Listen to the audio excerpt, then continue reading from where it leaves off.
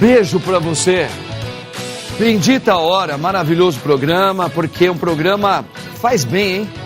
Sabe que algumas coisas na vida fazem bem também. E o Bendita Hora faz bem, porque ele é um programa que nos ajuda a pensar, a refletir, e a gente aprende. A gente aprende com profissionais, com pessoas convidadas, e cada um põe um ponto de vista super importante. Às vezes você só tem um ponto de vista, e você não conhece, você desconhece outras regiões que fazem falar, opa, eu não tinha pensado por esse ângulo aí. Programa Bendita Hora começando agora. E ele, né, gente? O padre já vai pegar até o livro aqui, mais um trabalho desse homem aqui. Ele que é conferencista e consultor organizacional. O homem é até difícil falar a profissão daquilo que ele faz com gosto. Por isso ele é diferenciado. César Romão, não tem pra ninguém não. Obrigado, pai. Grande, César. Prazer imenso estar aqui. Maravilhoso. Tá ficando barbudo também, tá diferenciado. E olha aqui, ô César, esse aqui é o seu mais novo livro? Ele é recente. Recente. A Razão da Vida, que conta a aventura de um jovem que vai fazer uma viagem na Índia, é isso? Isso, exatamente. E ali ele descobre a razão da vida. Descobre a razão da É uma vida. história muito interessante, ela já emocionou pessoas pelo mundo todo aí. Aqui no Brasil também é um livro de muito sucesso, até porque é uma das perguntas que as pessoas mais se fazem, né? Qual é a razão da vida? Qual é a razão da vida? De onde eu vim, para onde eu vou, quem eu sou, né? Boa. Esse livro abre um debate sobre esses temas. Maravilha. E mais um livro aqui para minha coleção, a ler os grandes trabalhos de César Romão, que é muito querido, viu? Muito bem, gente. Então tá aqui, a mesa repleta só de pessoas muito capacitadas, tá? Vamos ver aqui o pensamento do dia hoje. Acho que é um pensamento muito legal, que eu quero ouvir a opinião de vocês. Dá uma olhadinha aí, gente. Olha aí. Pedras no caminho? Eu guardo todas. Um dia vou construir um castelo.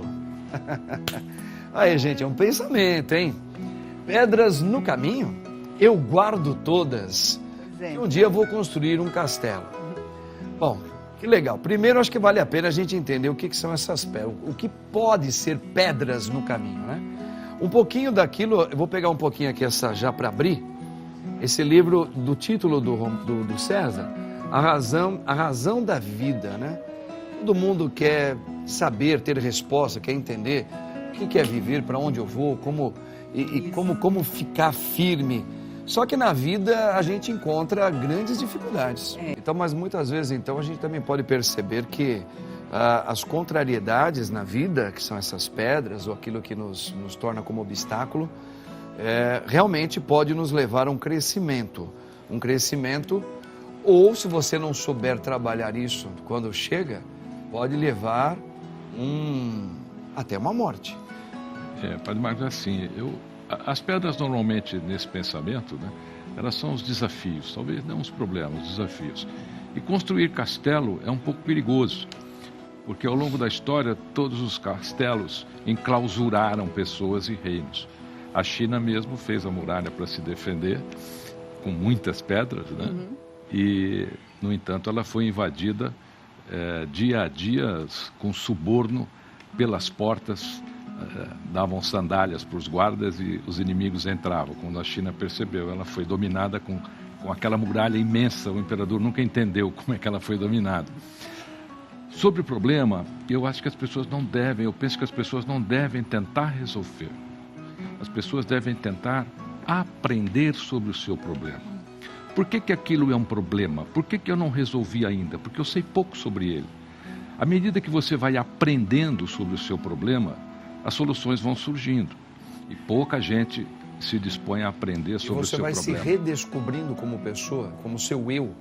Por exemplo, a questão do problema, às vezes eu também pode me ajudar a descobrir o meu interior. Você até fala um pouco aqui sobre essa viagem e você descobrir o seu interior, né? Você conhecer um pouco mais sobre você. E de repente algumas dificuldades, elas podem te ajudar a você não resolvê-la, mas para você se entender como aquele que é chamado na vida. Nós vamos descobrindo nossas competências naturais, nossas competências espirituais.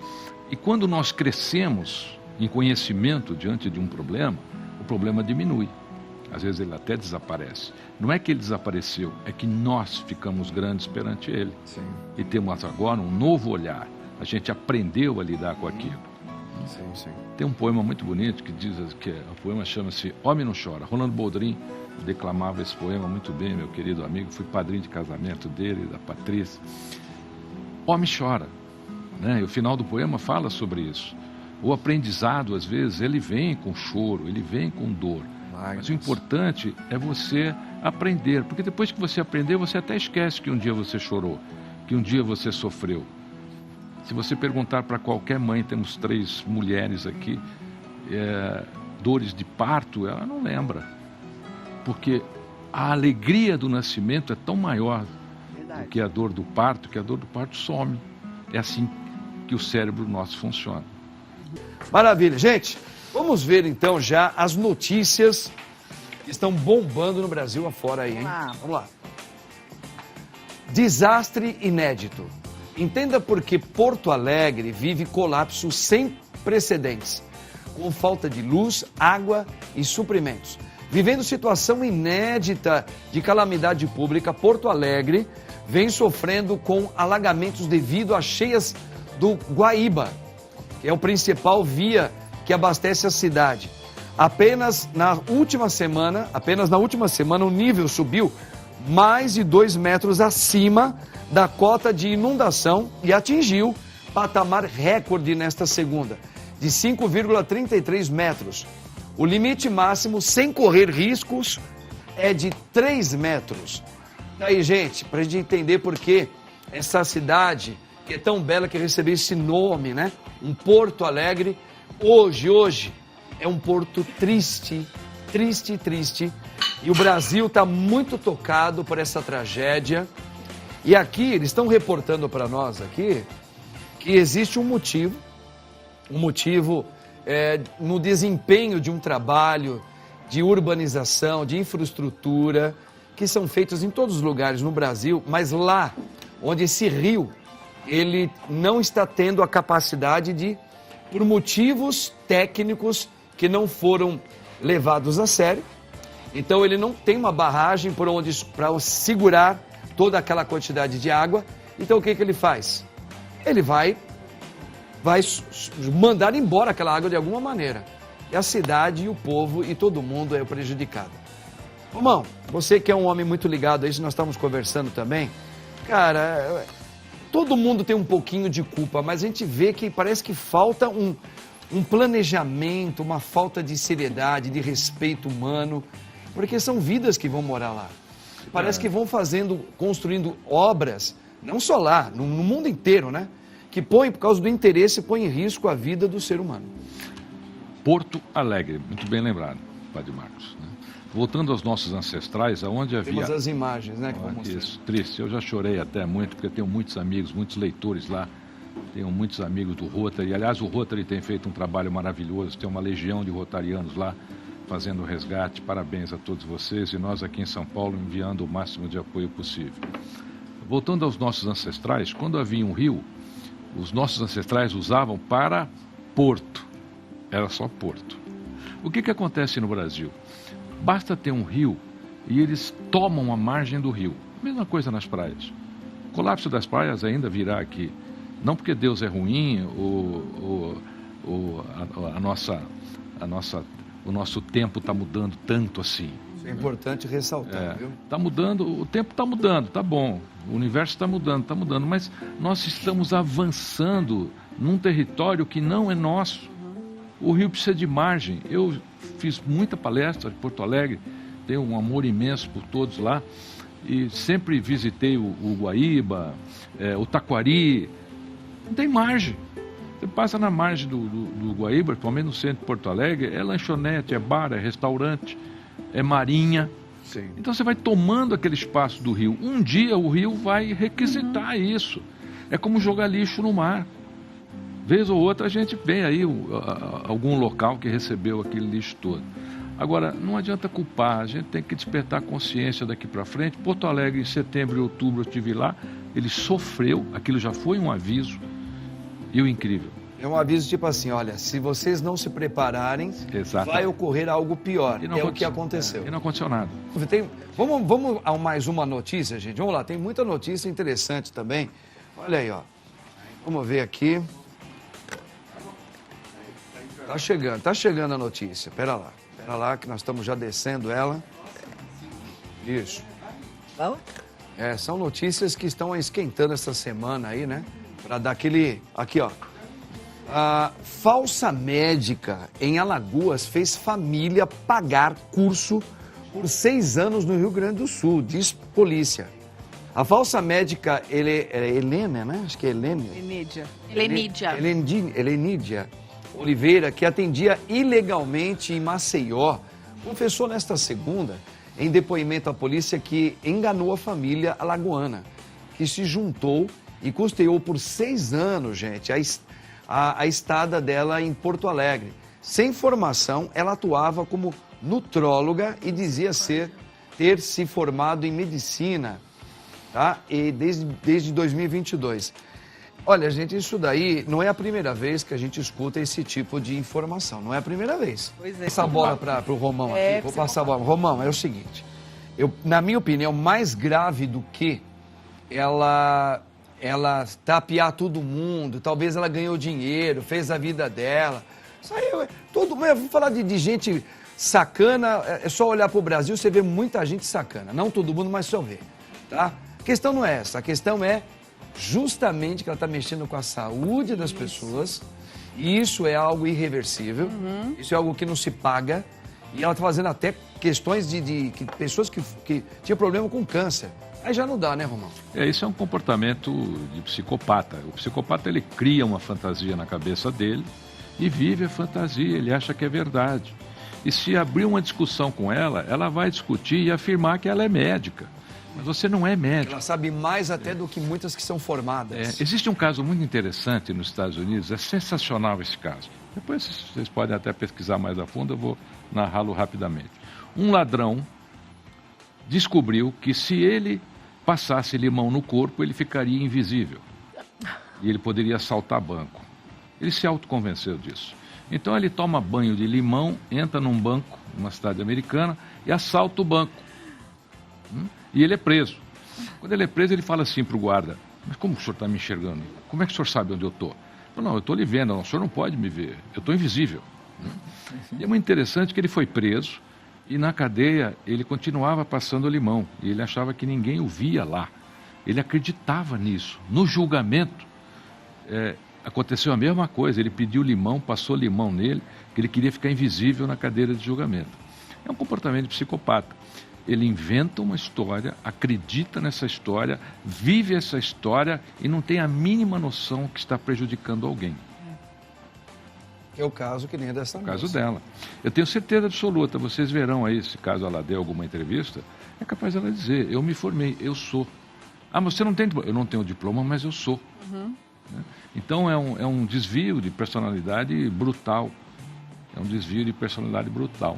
Mas ela tem que responder por isso. A lei pune isso também. É muito simples, que o brasileiro faz pouco, né? É você consultar o CRM dos médicos, dos profissionais. É bem simples isso. Hoje, com a tecnologia, é impressionante como o site, por exemplo, do CRM funciona, para você ver se aquele médico é especialista, se ele não é especialista, ou qual é a real atividade dele. A gente acha que o médico... A gente tem aquela imagem do médico da família ainda, né? O farmacêutico da família. E a gente, quando olha para o médico, você acha o médico um ser, assim, diferenciado, né? Que ele é um médico. Mas sabe o que acontece? Vamos lá. Outro recado, outra notícia melhor. Vamos ver aqui a notícia que também está pegando muito aí, ó. Ficar um tempo fora das redes sociais, isso aqui é interessante, hein? Pode fazer bem para o autoestima de mulheres. Estudo mostrou que diminuição do tempo de uso das plataformas, engajamento em outras atividades, trouxe benefícios para a saúde mental. Só das mulheres? Com certeza, das mulheres sim, dos homens também, de todo mundo. É muito pouco valor, né, para aquilo que a gente tem. Eu vejo isso todo dia. Sim. As pessoas valorizam muito mais o que não tem do que aquilo que tem. Exato. Na Alemanha, tem um fator lá muito interessante. Teve uma época, durante a guerra, pós-guerra, eles fizeram um carrinho chamado Trabant. Como que chama? Trabant. Um carrinho pequenininho alemão, é o carro mais famoso da Alemanha, tem até hoje lá. E os antigos, né? Novos não tem. E esse carro venceu aquela Mercedes Classe A quando ela saiu, né? No teste do Alce. A Mercedes foi reprovada e esse carro foi aprovado. Esse carro gerou uma geração de fãs que quando ele parou de ser fabricado, até hoje isso acontece, você vai numa garagem que só tem Trabant, eles põem uma lata no escapamento, aceleram o carro, enchem a lata de monóxido de carbono, lacram e você leva para casa. Para matar a saudade do monóxido de carbono que o Trabant emitia. As pessoas, elas se viciam muito rapidamente em emoções que não são reais.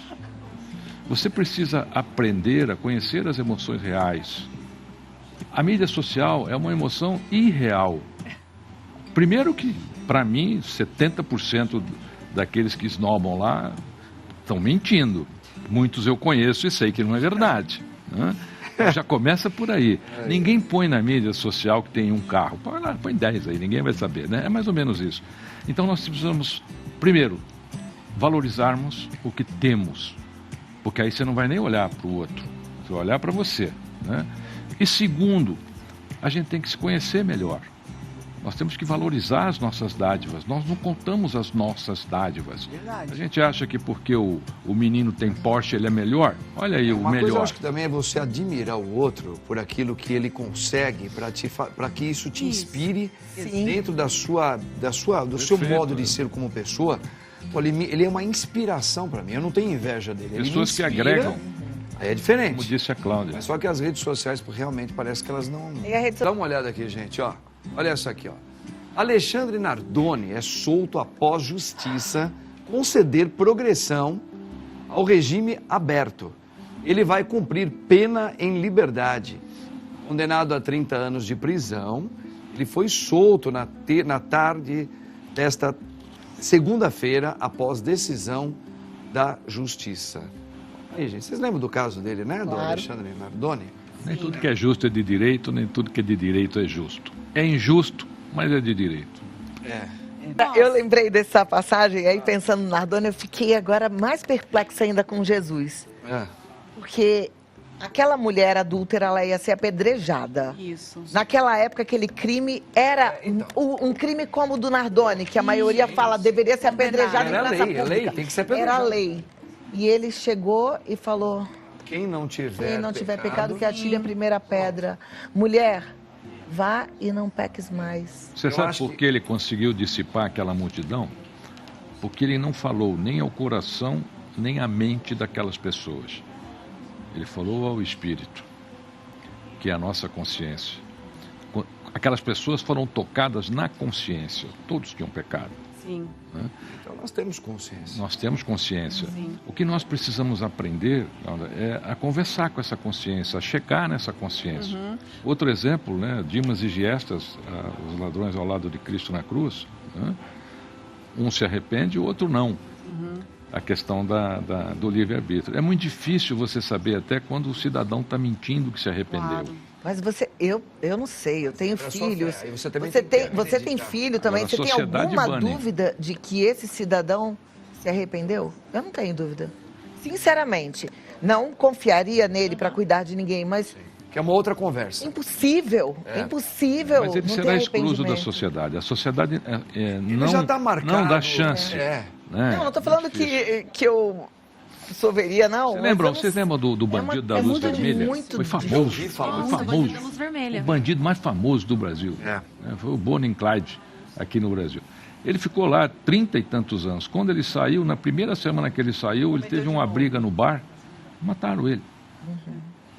Né? Ele provocou uma briga. Mataram ele, né? Então, o nosso sistema penitenciário é muito difícil a gente saber se ele realmente exerce a função de regenerar ou não. Vamos lá, gente. Vamos lá, mais uma notícia aqui. Olha aqui, eu quero ver a opinião dessa mesa maravilhosa. Érica Vieira diz que estava sob efeito de remédio, ela diz, hein? Quando levou o tio Paulo a banco. tomava Zolpidem. Como é que é? Zolpidem? Zolpidem. Zolpidem, às vezes mais do que devia. Em entrevista ao Fantástico, a mulher disse que não se lembra do momento em que falou com atendentes de banco e alega que fazia uso de remédio indicado para tratamento pontual da insônia. Doutora, esse Zolpidem aí, ele pode ter realmente, pode dar reações? Quem toma além, não sei? O Zolpidem, se você não tomar ele é um remédio para dormir, tá? Se você tomar ele e não dormir, você pode ter aí algumas alucinações. Temos um caso com o Zolpidem, opinião minha, eu acho que devia ser proibido, porque o número de relatos de fatos ocorridos com esse medicamento é grande. Nós temos fatos aí com políticos, nós temos aí um político que se autoagrediu e depois ele acreditava que o apartamento dele tinha sido invadido, que ele tinha sido agredido, depois continuou, disse que agora dessa segunda vez tinha sido o marido, e outros casos aí, são dezenas de casos. Pessoas que entram em loja e roubam sobre o efeito desse remédio. E cresceu muito, olha, eu estou com um dado aqui, ó, da Anvisa, e de 2011 a 2018 a venda cresceu 560% aqui no Brasil. Tá cheio de doido aí. Eu agradeço muito aqui a participação de todos aqui. Claudinha Tenório, obrigado, minha Eu que agradeço a sua audiência, seu carinho. Muito obrigada. Minhas redes sociais lá à sua disposição, Cláudia Tenório Oficial. Deixa um recadinho que eu vou amar. Meirinha Caminha, Deus abençoe. Obrigada. Nosso César Mourão tá aí, obrigado pelo livro maravilhoso. E a nossa doutora Larissa Tiberto, que Deus abençoe. Amém. Sempre um prazer estar aqui. Muito obrigada a todos. Muito obrigada a vocês pelo prazer da nossa conversa. Que Deus abençoe você no nome do Pai, do Filho e do Espírito Santo. Amém. Te espero hoje, 7h30 da noite, lá na paróquia. Tamo juntos. Redes sociais.